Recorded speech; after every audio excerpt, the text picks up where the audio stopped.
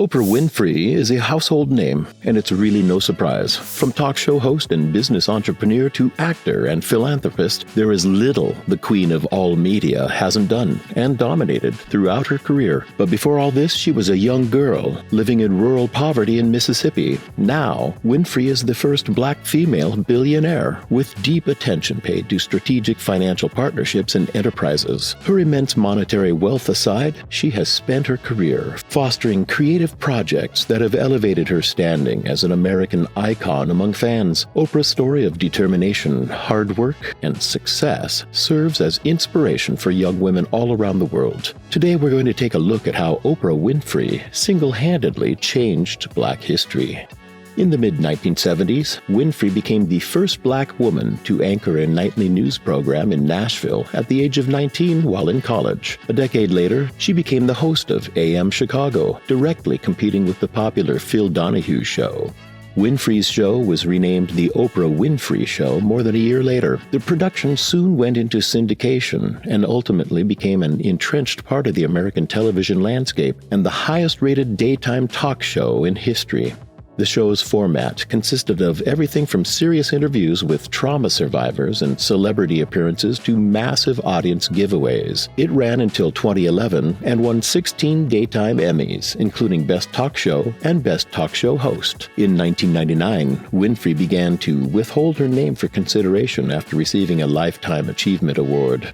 Winfrey created her own foundation in 1997 and started a school in South Africa, the Oprah Winfrey Leadership Academy for Girls. The idea for the boarding school, which housed girls from grades 8 to 12, was inspired by Winfrey's rough childhood.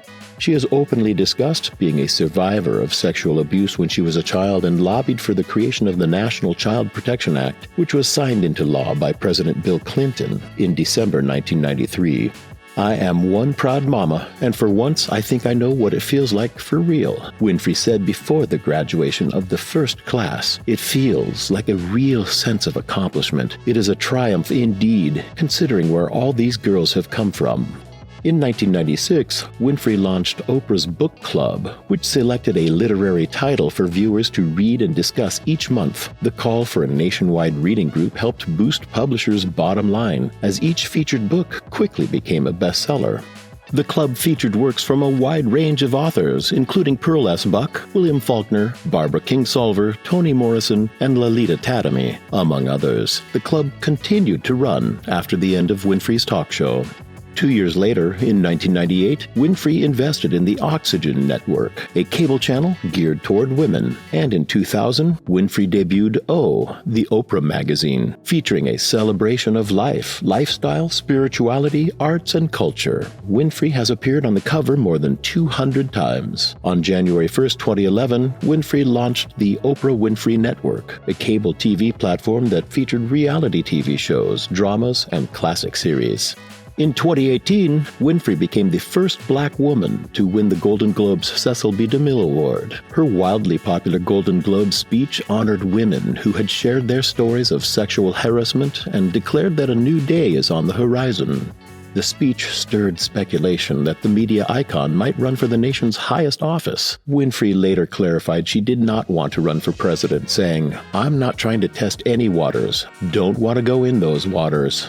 The Wall Street Journal coined the term Oprahification, meaning public confession as a form of therapy. By confessing intimate details about her weight problems, tumultuous love life, and sexual abuse, and crying alongside her guests, Winfrey has been credited by Time magazine with creating a new form of media communication known as rapport talk, as distinguished from report talk of Phil Donahue. Winfrey saw television's power to blend public and private. While it links strangers and conveys information over public airways, TV is most often viewed in the privacy of our homes. Like a family member, it sits down to meals with us and talks to us in the lonely afternoons. Grasping this paradox, she makes people care because she cares. That is Winfrey's genius and will be her legacy as the changes she has wrought in the talk show continue to permeate our culture and shape our lives.